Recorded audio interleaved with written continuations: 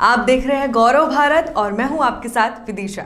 मंगलवार को जनसुनवाई में करीब 50 से ज्यादा शिकायतें आईं, जिनमें घरेलू विवाद, मारपीट के अलावा और भी कई मामले दर्ज किए गए।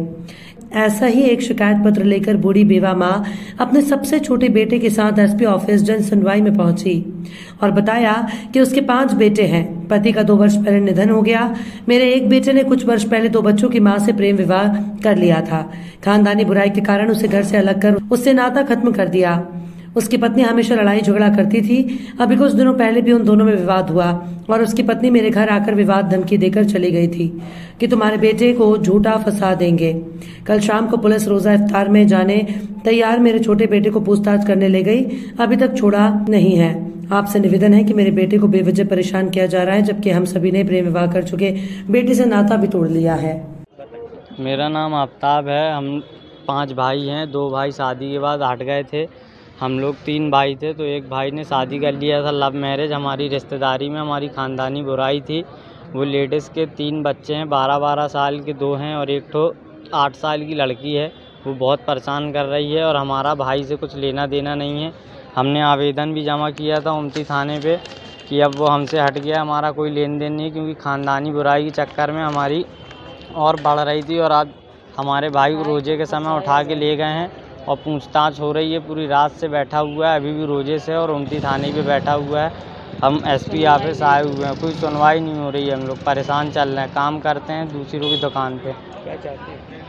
हम यही चाहते हैं कि हमारे भाई से हमारा कोई लेन देन नहीं है, हमें परेशान ना किया जाए। बस जो भाई का लफड़ा वो अपना समझ लेगा, हमारा बिल्कुल दूर रहे। हम लोग काम करते हैं, हम लोग परेशान हो जाएंगे।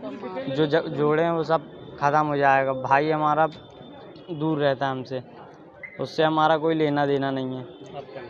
मेरा नाम आफ्ताब है। जन सुनवाई में आज जो शिकायतें आई थी, उनमें कई शिकायतें ऐसी थीं जिसमें किसी परिवार में बच्चे उनके माँ बाप को परेशान कर रहे हैं, कहीं पर पति पत्नी के बीच ट्यूनिंग नहीं है, उनके भीतर कुछ विरोधाभास है, उसके कारण विवाद हो रहे हैं। कई प्रकरणों में कुछ साइबर फ्रॉड की शिकायतें थी। तो इस तरह से कई सारी शिकायतें आई थी और इनको समय सीमा में निराकरण करने के निर्देश मेरे द्वारा सभी थाना प्रभारियों को दिए गए हैं। इनको मैंने आश्वस्त किया है कि सभी पे शीघ्र कार्रवाई सुनिश्चित की जाएगी। लगभग कितनी शिकायतें आई हैं सर? कई शिकायतें थी, 50 से ज़्यादा लोग शिकायत करते हैं मौजूद थे। सर कुछ शिकायत आई है पुलिस के खिलाफ में भी। अभी धनवंती नगर का भी एक मामला है, इसमें शिकायत की है। देखिए, यदि कोई भी शिकायत किसी के खिलाफ प्रमाणित पाई जाएगी, वो कोई भी होगा, तो उसके खिलाफ कार्रवाई सुनिश्चित की जाएगी। दूसरी बात, नई व्यवस्था शुरू हुई है, गर्मी का मौसम है, यहाँ लोगों के बैठने की पानी की व्यवस्था भी आपके द्वारा की है। किस तरह के निर्देश?